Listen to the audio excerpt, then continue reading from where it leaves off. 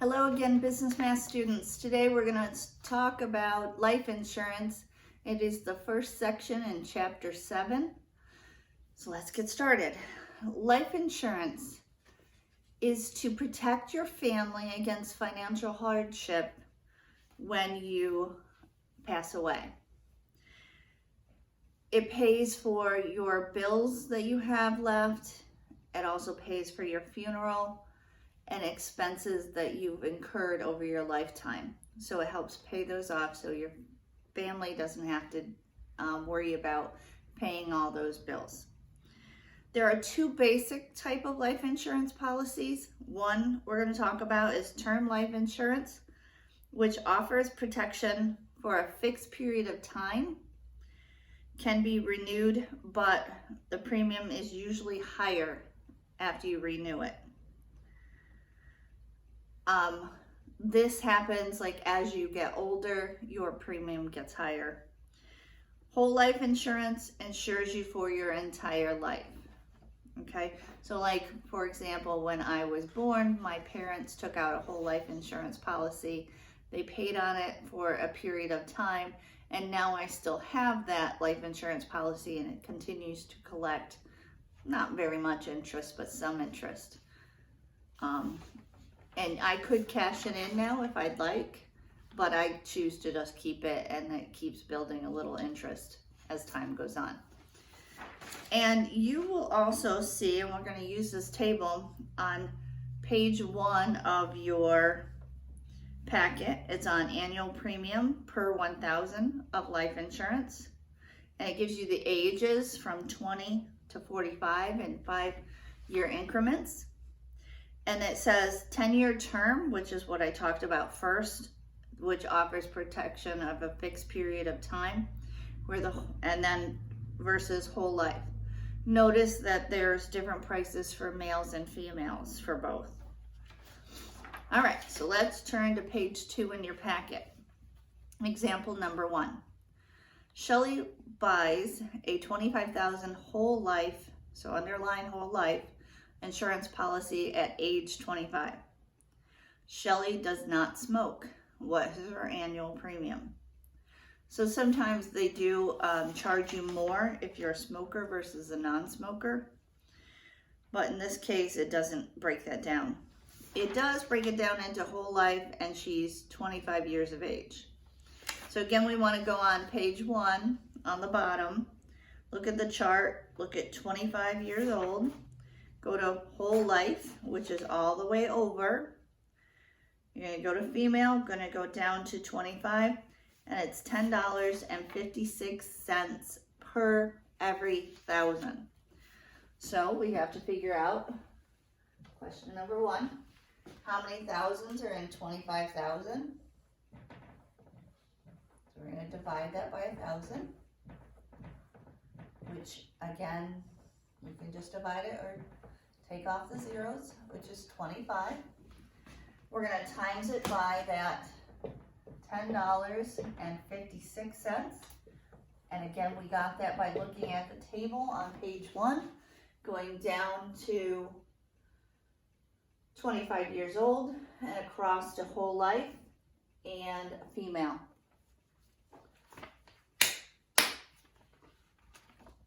All right, so now you have 25 times $10.56 equals $264.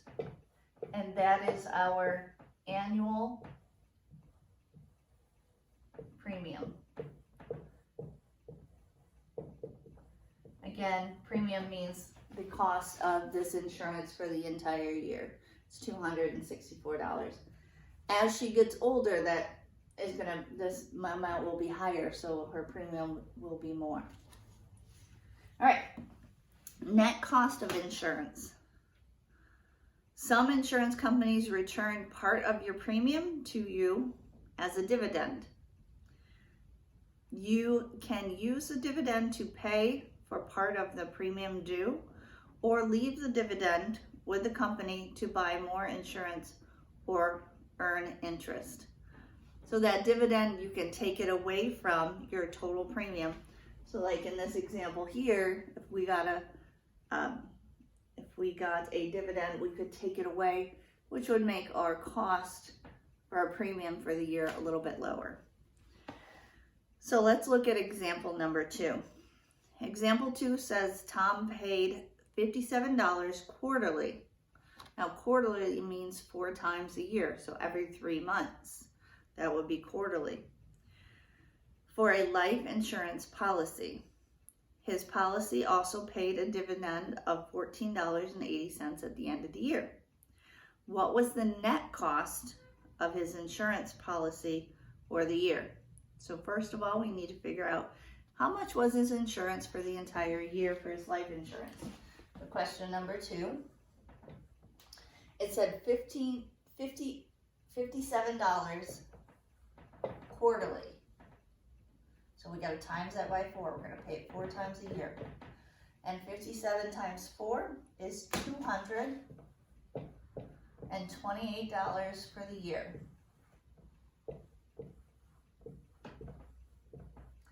We got a dividend back of $14.80. So we're going to subtract out the $14.80. Excuse me. So the net cost is the difference between how much we pay for the year of premium and how much our dividend was, which was $213.20.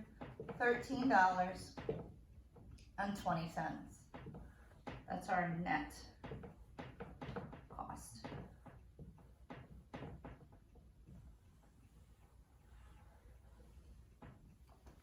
All right.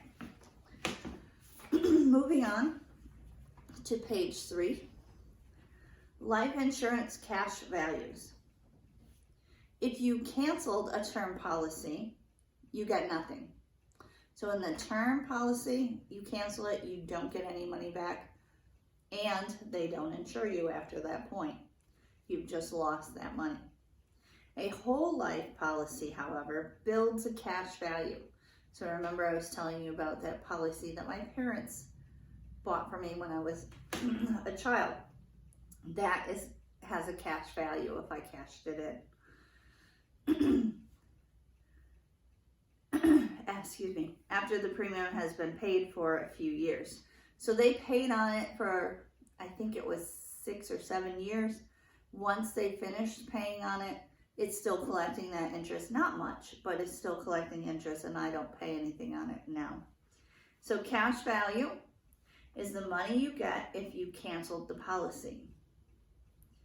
The policy may also allow you to borrow up to the total amount of the cash value, often at a lower interest rate than other lenders offer. If you don't pay back the loan, it will be subtracted from the amount paid to your beneficiaries when you die. So you have another table in here. It says cash value table. Gives you years. Goes 1, 5, 10, 15, 20, and 25. Tells you the cash or loan values per 1,000. So for every $1,000 that you've invested, it will give you from 0 to $174. So let's look at example 3. Using the cash value table, find the maximum amount you can borrow against your $100,000 $100,000 policy, life insurance policy, if you had a policy for 20 years. So remember, the table is in for every 1,000. So we got to divide that by 1,000. So you have 100,000 divided by 1,000. Again, we can cross off the zeros. So 100 divided by 1 is 100 times, we're going to look at 20 years, go down on your years and over. It says $124. So $124. Multiply that, you get $12,400. that is the most amount that they can borrow against their life insurance policy.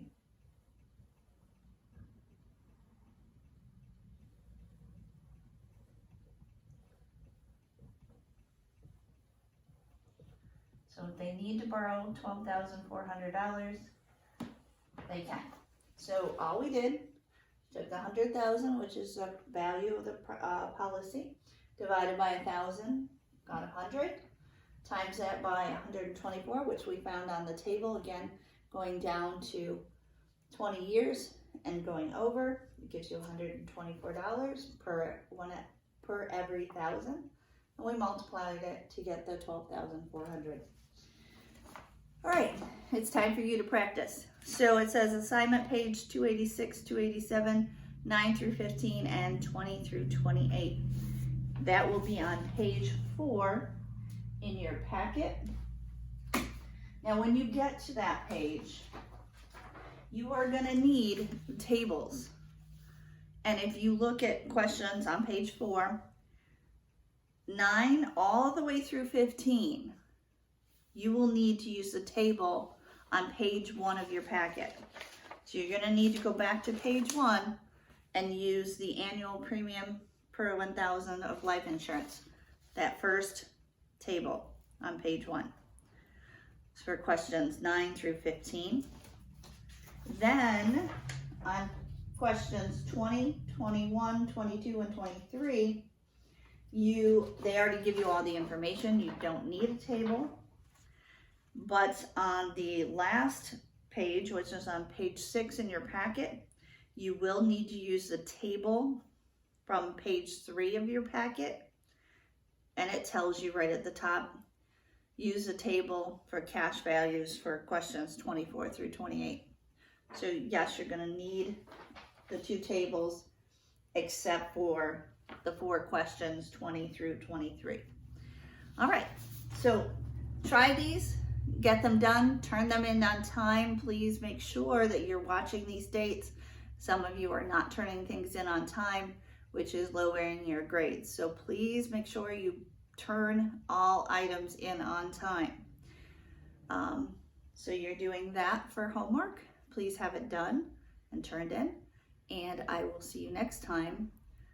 Be safe, stay home, enjoy your family, and have a wonderful day. Bye.